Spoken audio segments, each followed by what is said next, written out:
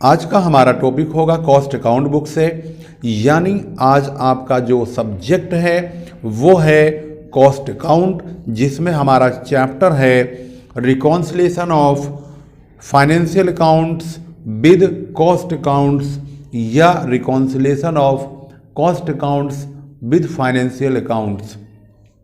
इसमें हम already question number 8 तक आपके पास इसकी वीडियो दे चुके हैं, YouTube पर अपलोडेड है, जिसका लिंक आपको मिल भी जाएगा इस वीडियो के डिस्क्रिप्शन में। और इस वक्त आपके सामने जो क्वेश्चन नंबर 9 है वो आ चुका है और आपकी स्क्रीन पर ये रहा। क्वेश्चन में लिखा है, from the following details of Vasu limited compute profit in financial accounts as well as in cost accounts and also reconcile. यानी हमें प्रॉफिट निकालना है कॉस्ट शीट के अकॉर्डिंग और फाइनेंशियल यानी प्रॉफिट एंड लॉस के अकॉर्डिंग भी हमें प्रॉफिट निकालना है और फिर उसका हम रिकॉन्सिलेशन स्टेटमेंट बनाएंगे। तो जैसे कि क्वेश्चन की इन्फॉर्मेशन आप स्क्रीन पर देख रहे हैं, यहाँ पर sale purchase, closing stock of material, direct wages, indirect wages, indirect expenses, bad debts, interest on overdraft, profit on sale of assets, selling expenses and distribution expenses, ये तमाम जो इन्फॉर्मेशन है ये प्रॉफिट एंड लॉस से related है। और अगर cost account में अगर कोई परिवर्तन होगा तो यहाँ पर कहा गया है manufacturing overheads over recovered at the rate 300% on direct wages, यानी डायरेक्ट वेजेज का 300% मैन्युफैक्चरिंग ओवरहेड होगा, वो भी कॉस्ट अकाउंट की बुक के अकॉर्डिंग यानी कॉस्ट शीट में। सेलिंग ओवरहेड होगा 1500 रुपये, डिस्ट्रीब्यूशन होगा 300 रुपये। अब हम शुरू करते हैं। सबसे पहले हम इस इंफॉर्मेशन से प्रॉफिट एंड लॉस अकाउंट बनाएंगे और यह जानने की कोशिश करेंगे कि आखिर फाइनेंशियल बुक से फ़ायदा कितने का हुआ है। तो अब आपकी स्क्रीन पर क्वेश्चन आ रहा है और क्वेश्चन तो आपने देख ही लिया है, अब सॉल्यूशन की बारी है। तो क्वेश्चन नंबर 9, सबसे पहले जैसे कि आप देख रहे हैं सेल, हम इसको क्रेडिट साइड में लिखेंगे। पहले ऊपर आप फॉर्मेट बना लीजिए बाकायदे जैसे कि हमने बनाया है। Profit and loss account as per financial books, इस प्रकार से आपको लिखना है पार्टिकुलर रुपीज। सेल का अमाउंट 30,000 रुपये क्रेडिट में। उसके बाद परचेज ऑफ मटेरियल्स 13,000 रुपये है, यहाँ पर परचेज ऑफ मटेरियल 13,000 डेबिट में लिखेंगे सबसे ऊपर। इसके बाद डायरेक्ट वेजेज है, यहाँ पर क्लोजिंग स्टॉक है तो क्लोजिंग स्टॉक तो क्रेडिट में जाएगा और डायरेक्ट वेजेज डेबिट में जाएगा, इनडायरेक्ट वेजेज डेबिट में, इनडायरेक्ट एक्सपेंसेज डेबिट में। तो पहले हम इतना दिखा देते हैं आपको, क्लोजिंग स्टॉक तो ये रहा क्रेडिट साइड में, डायरेक्ट वेजेज, इनडायरेक्ट एक्सपेंसेज। इसके बाद bad debts, interest on overdraft, profit on sale of, ये दोनों हमारे खर्चे हैं, ये दोनों 100 रुपये और 1050 रुपये, तो यहाँ आ जाएंगे 100 रुपये और 1050, ये हमारे खर्चे हैं तो इसको हम डेबिट साइड में लिखेंगे। इसके बाद profit on sale of assets, ये हमारा फ़ायदा है 2000 का, उसको इधर लिखेंगे क्रेडिट साइड में। इसके बाद सेलिंग एक्सपेंसेज, डिस्ट्रीब्यूशन एक्सपेंसेज 1000 रुपये का और 2000 रुपये का है, इसको यहाँ लिखेंगे। क्रेडिट साइड का टोटल 32,000 32,500 होगा, तो इसको यहाँ लिखेंगे और यही ज़्यादा है तो इसको यहाँ भी लिखेंगे। इसमें से इसको यानी 13 1 14 2 16,600 17,650 17 20,650 को घटा देंगे। तो अगर हम देखेंगे 32,500 में से 20,650 को घटाते हैं तो 11,850 रुपये का जो है नेट प्रॉफिट फाइनेंशियल बुक के अकॉर्डिंग आ जाता है। अब हम बनाएंगे कॉस्ट सीट और कॉस्ट सीट के मुताबिक भी हम प्रॉफिट जानने की कोशिश करेंगे, फिर तैयार करेंगे रिकॉन्सिलेशन स्टेटमेंट। तो अब ये यहाँ पर profit and loss account question number 9 का बन चुका है। अब हम बनाएंगे स्टेटमेंट ऑफ कॉस्ट शीट। तो कॉस्ट शीट बनाने के लिए आपको सबसे पहले फॉर्मेट रेडी करना होगा। स्टेटमेंट ऑफ कॉस्ट शीट इस प्रकार से लिखेंगे, पार्टिकुलर्स और रुपीज का कॉलम होगा। तो क्वेश्चन के मुताबिक मटेरियल का दाम नहीं बदला है, तो ध्यान से देखेंगे। मटेरियल, क्लोजिंग स्टॉक और डायरेक्ट वेजेज, ये दो चीज़ें तो सेम टू सेम है। क्वेश्चन में देखेंगे तो सेल वही रहेगा, मटेरियल का जो परचेज है वही रहेगा, क्लोजिंग स्टॉक भी वही रहेगा। इसके बाद हम चेक करेंगे, 13,000 का हो गया मटेरियल, क्लोजिंग स्टॉक घटा के 12,500 का मटेरियल बचेगा, डायरेक्ट वेजेज 1,000 का, तो प्राइम कॉस्ट 13,500 रुपये प्राप्त होगा यहाँ पर। इसके बाद फैक्ट्री ओवरहेड की बात करेंगे। तो फैक्ट्री ओवरहेड की अगर बात करते हैं तो यहाँ पर लिखा हुआ है manufacturing overheads recovered 300% on direct wages. तो भाई डायरेक्ट वेजेज आपका 1,000 है, तो अगर 1,000 है तो इसका 300% काटेंगे। फैक्ट्री ओवरहेड्स जो है जिसमें डायरेक्ट और इनडायरेक्ट, मतलब इनडायरेक्ट एक्सपेंसेज और इनडायरेक्ट वेजेज, जब हमने प्रॉफिट एंड लॉस अकाउंट बनाया था तो वहाँ पर इनडायरेक्ट वेजेज और इनडायरेक्ट एक्सपेंसेज यही दोनों फैक्ट्री एक्सपेंसेज का काम कर रहे थे। तो उन दोनों की जगह पर इन्होंने मैन्युफैक्चरिंग एक्सपेंसेज का नाम लिया है, यानी ये दोनों मैन्युफैक्चरिंग एक्सपेंसेज कहे जाएंगे, जो कि डायरेक्ट वेजेज का 300% यानी 3 गुना, तो 3,000 रुपया होगा। तो दोनों को जोड़ करके वर्क कॉस्ट 16,500 हो जाएगा। ऑफिस ओवरहेड के बारे में इसमें कोई इन्फॉर्मेशन नहीं है, तो नील लिखेंगे। इसके बाद कॉस्ट ऑफ प्रोडक्शन 16,500 ही आएगा। इसके बाद हम सेलिंग एंड डिस्ट्रीब्यूशन एक्सपेंसेज लेंगे। तो इस किताब में ये कहा गया है कि सेलिंग एंड डिस्ट्रीब्यूशन, सेलिंग का खर्चा तो 1,500 है, डिस्ट्रीब्यूशन का 300, तो सेलिंग एंड डिस्ट्रीब्यूशन का जो टोटल खर्चा है 1,800 रुपये होगा। अब हम कॉस्ट ऑफ सेल टोटल करके लिख देंगे, 16 और 1 17, 18,300। क्वेश्चन में जो सेलिंग प्राइस है वो है 30,000 रुपये का, तो 30,000 में से 18,300 घटा देंगे, तो जो नेट प्रॉफिट है कॉस्ट शीट के अकॉर्डिंग 11,700 रुपये का प्राप्त हो जाएगा। इसके बाद हम रिकॉन्सिलेशन स्टेटमेंट तैयार करेंगे। Net profit as per cost book लिखेंगे, यही 11,700 रुपये। 11,700 लिखने के बाद हम रिकॉन्साइल करेंगे, इनको मैच करेंगे। हम कॉस्ट शीट का ये प्रॉफिट लेके स्टार्ट करेंगे और फाइनेंशियल का यानी 11,850 तक जाएंगे और चेक करेंगे कि 11,700 से कॉस्ट शीट का जो प्रॉफिट है कॉस्ट अकाउंट की बुक का, उससे हम फाइनेंशियल अकाउंट के 11,850 तक कैसे पहुंचेंगे। तो ध्यान रखेंगे, सबसे पहले मैच करेंगे, जो खर्चे यहाँ पर फालतू होंगे, ज़्यादा होंगे और यहाँ कम होंगे, उन सभी खर्चों को हम जोड़ेंगे। तो शुरू करते हैं और उसका अपोजिट घटाएंगे, यानी यहाँ पर कम होगा और यहाँ पर ज़्यादा होगा तो उनको घटा देंगे। तो सबसे पहले मटेरियल, क्लोजिंग स्टॉक और डायरेक्ट वेजेज। मटेरियल ये रहा, क्लोजिंग स्टॉक यहाँ पर है और डायरेक्ट वेजेस ये तीनों सेम है, यानी इनमें कोई परिवर्तन नहीं है। ये 500 ये रहा, 13,000 और 1,000 ये रहा, यानी इनमें कोई चेंजिंग नहीं है। तो और चेक करते हैं, अब आगे बढ़ते हैं तो यहाँ देखते हैं, यहाँ पर ये 3,000 है मैन्युफैक्चरिंग यानी इनडायरेक्ट एक्सपेंसेज और इनडायरेक्ट वेजेज। यहाँ पर इनडायरेक्ट वेजेज और इनडायरेक्ट एक्सपेंसेज कितने हैं, 2,500 के हैं दोनों मिला के। इसका मतलब यहाँ पर ये 3,000 है, तो यानी ये 500 रुपये फालतू है। तो हम रिकॉन्सिलेशन स्टेटमेंट में ऐड करेंगे फैक्ट्री ओवरहेड, जो कि ओवर चार्ज है। 3,000 में से 2,500 घटा के 500 रुपये हम जोड़ेंगे। इसके बाद अगला चेक करेंगे। अगला पॉइंट चेक करने पता चलता है यहाँ पर सेलिंग एक्सपेंसेज और डिस्ट्रीब्यूशन एक्सपेंसेज ये 3,000 है। यहाँ पर सेलिंग एंड डिस्ट्रीब्यूशन खर्चा 1,800 यानी 1,200 रुपये कम है।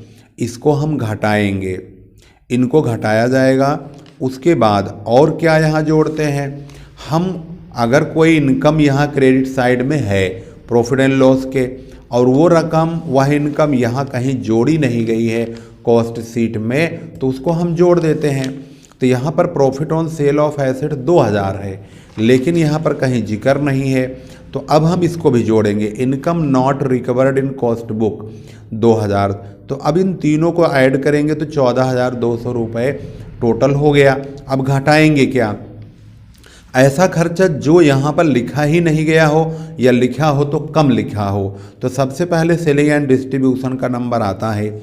यहाँ पर सेलिंग एंड डिस्ट्रीब्यूशन दोनों देखेंगे 3000 है और यहाँ देखेंगे तो 1800 ही है, तो इसका मतलब 1200 रुपये कम है। तो यहाँ पर लिखेंगे less selling and distribution overhead under charged. यहाँ हमने कटिंग हो गई थी इसलिए हमने ब्लैक स्पॉट कर दिया। 1200 रुपये कम है, तो ये वहाँ 3000 है, यहाँ 1800 है, तो 1200 रुपये कम है, लिख दिया। इसके बाद जो खर्चे वहाँ यानी कि यहाँ तो नहीं है बिल्कुल भी, परंतु यहाँ लिखे हैं उन्हें भी घटाएंगे। तो जैसे बैड डेट्स देख रहे हैं, इंटरेस्ट ऑन ओवरड्राफ्ट, दोनों मिला के 1150 रुपये के हैं। ये यहाँ तो हैं परंतु कॉस्ट शीट में कहीं नहीं है, तो इनको हम घटाएंगे।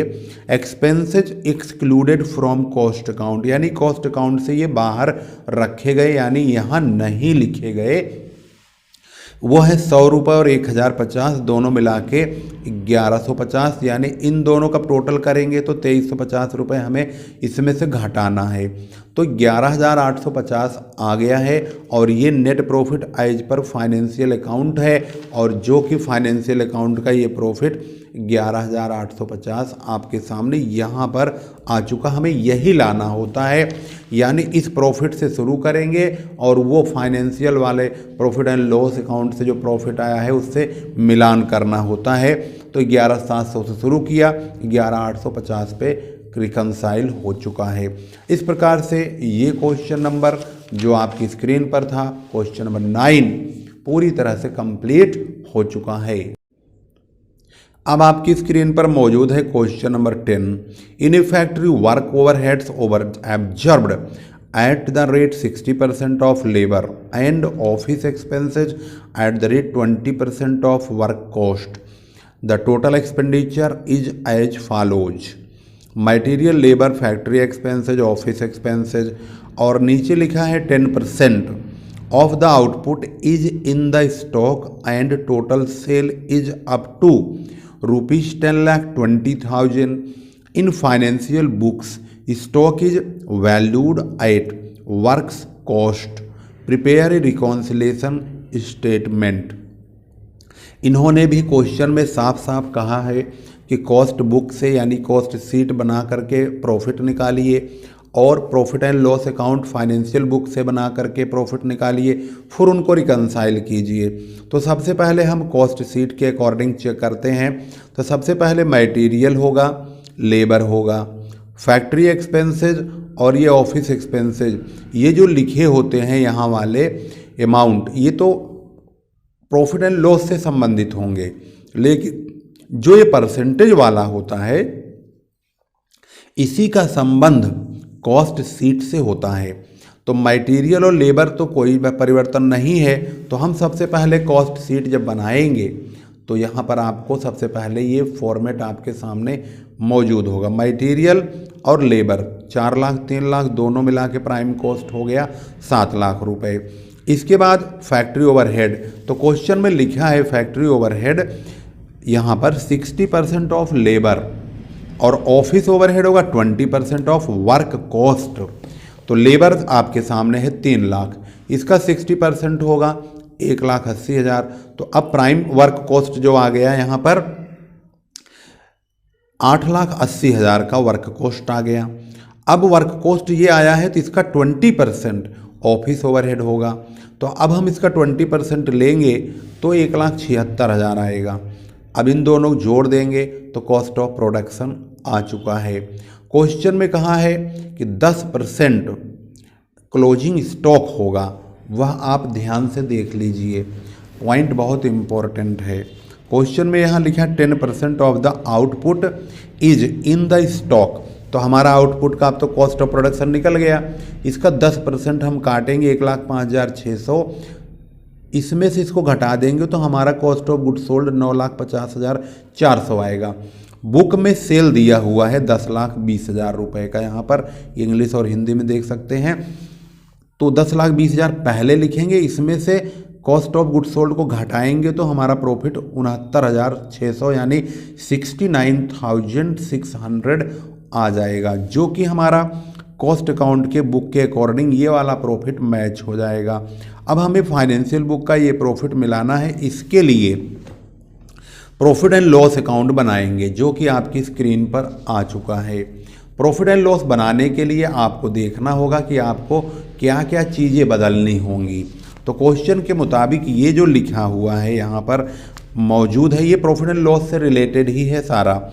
Material, labour, factory expenses, office expenses 4 lakh, 3 lakh, 1,96,000, 1,70,000, ये 4 लाख, 3 लाख, 1,96,000 एंड 170,000, इनको हम लगातार ऐसे ही लिख देंगे चारों को। इधर सेल कभी नहीं बदलेगा, यही रहेगा। अब सवाल है क्लोजिंग स्टॉक का। तो यहाँ पर कहा in financial book stock is valued at work cost. Work cost का मतलब होता है इन दोनों को जोड़ेंगे, फैक्ट्री एक्सपेंसेज तक, 3 तक जोड़ेंगे, ये तीनों हमारे वर्क कॉस्ट कहे जाते हैं। 4 लाख, 3 लाख, 7 लाख और एक 8 लाख, 8,96,000 को जोड़ेंगे और इसका 10% कहा है, वर्क कॉस्ट का 10% जो है क्लोजिंग स्टॉक माना जाएगा। तो जो ये क्लोजिंग स्टॉक हम रखेंगे तो मटेरियल, लेबर, फैक्ट्री एक्सपेंसेस जोड़ेंगे, यानी 1, 2, तीनों को जोड़ देंगे तो 8,96,000 आएगा। इसका 10% जो है ये क्लोजिंग स्टॉक होगा। इसकी वर्किंग अगर करना चाहें तो कर सकते हैं। क्लोजिंग स्टॉक 10% ऑफ इसी का 8,96,000 का 10% 89,600 89,600 क्लोजिंग स्टॉक होगा, यहाँ रखेंगे। इन दोनों को जोड़ेंगे, यहाँ और यहाँ लिखेंगे, यही ज़्यादा है और ये है कम। तो 11,09,600 में से 1, 2, 3, 4 इन चारों को निकाल देंगे। तो घटा के दिखा देते हैं आपको, तो आप देखेंगे कि आपका जो नेट प्रॉफिट है वो कितना आएगा।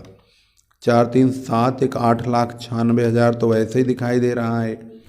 इसमें से 1,70,000 और घटा दिया जाए तो 43,600 यानी 43,600 का ये प्रॉफिट फाइनेंशियल बुक के अकॉर्डिंग आ चुका है। अब हमें बनाना होगा रिकॉन्सिलेशन स्टेटमेंट। तो रिकॉन्सिलेशन स्टेटमेंट बनाने के लिए सबसे पहले आपको यहाँ रिकॉन्सिलेशन स्टेटमेंट, यहाँ पर सबसे पहले net profit as per cost account, यानी हम ये वाला प्रॉफिट लिखेंगे, कॉस्ट सीट का जो प्रॉफिट है इसको यहाँ लिखेंगे। इसमें हम ऐड करेंगे ऐसे खर्चे जो कि कॉस्ट सीट में यानी यहाँ ज़्यादा हैं। तो कंपेयर कर लेते हैं। मटेरियल 4 लाख है, लेबर 3 लाख है, यहाँ भी 4 लाख 3 लाख है, तो कोई एक्स्ट्रा नहीं है, ना अंडर कास्ट है ना ओवर कास्ट है। फैक्ट्री ओवरहेड यहाँ पर 180 है और यहाँ पर 196 है, ये ज़्यादा है यहाँ, यानी यहाँ अंडर कास्ट है। जो कॉस्ट बुक में अंडर कास्ट होता है उसको हम घटाते हैं। तो इसका मतलब ये है कि 1,96,000 ज़्यादा है और ये 16,000 रुपये कम है, तो हम 16,000 नीचे माइनस कर देंगे। अभी पहले ऐड करने वालों को चेक कर लेते हैं। ऑफिस ओवरहेड यहाँ 170 है जबकि यहाँ 176 है, 170 एंड 176 यानी 6,000 फालतू है, इसको हमें जोड़ना होगा। ऑफिस ओवरहेड ओवर चार्जड कितना रुपया, 6,000, तो इसमें जोड़ दिया तो 75,600 आ गया है। अब इसके बाद हम चेक करेंगे कि क्या चीज़ अंडर कास्ट है। तो यहाँ पर देखेंगे ये है क्लोजिंग स्टॉक 1,05,600 और एक ये है फैक्ट्री ओवरहेड 1,80,000, ये 16,000 रुपये कम है और ये यहाँ पर देखेंगे 89,600 है और यहाँ पर है 1,05,600। क्लोजिंग स्टॉक में रूल थोड़ा उल्टा चलता है। अगर क्लोजिंग स्टॉक यहाँ जितना फालतू है, ध्यान देंगे हम क्या करेंगे, इन दोनों का डिफरेंस वही सेम प्रोसीजर लागू रहेगा, घटाने का काम होगा। अगर ये खर्चे ज़्यादा होते हैं तो इन्हें जोड़ते हैं, लेकिन क्लोजिंग स्टॉक अगर यहाँ पर ज़्यादा होगा तो इसे घटाएंगे। तो कितना रुपया, इसका और इसका डिफरेंस 16,000 का ही होता है। 1,05,600 और 89,600, इन दोनों का जो डिफरेंस है 16,000 का है। तो हम दो रकम घटाएंगे। पहला, फैक्ट्री ओवरहेड आप देख रहे हैं ये 16,000 कम है क्योंकि यहाँ पर 1,96,000 है, और एक क्लोजिंग स्टॉक भी 16,000 यहाँ पर फालतू लिखा हुआ है ऊपर। तो यहाँ लिखेंगे फैक्ट्री ओवरहेड अंडर चार्ज हुआ है 196 में से 81 घटा के 16,000, और ओवर वैल्यूएशन क्लोजिंग स्टॉक का कॉस्ट अकाउंट में हुआ है वो भी 16,000 का। यहाँ देखो ब्लैक स्पॉट आ गया स्केच वाला। अब 75,600 75,600 में से 32,000 को लेस करेंगे तो 43,600 ये प्रॉफिट जो है net profit as per financial account का आ चुका है, ये रहा। हमें इस प्रॉफिट से शुरू करना होता है और ये प्रॉफिट लाना होता है, और ये प्रॉफिट आ चुका है। इसका मतलब हमारा रिकॉन्सिलेशन स्टेटमेंट पूरी तरह से कंप्लीट हो चुका है।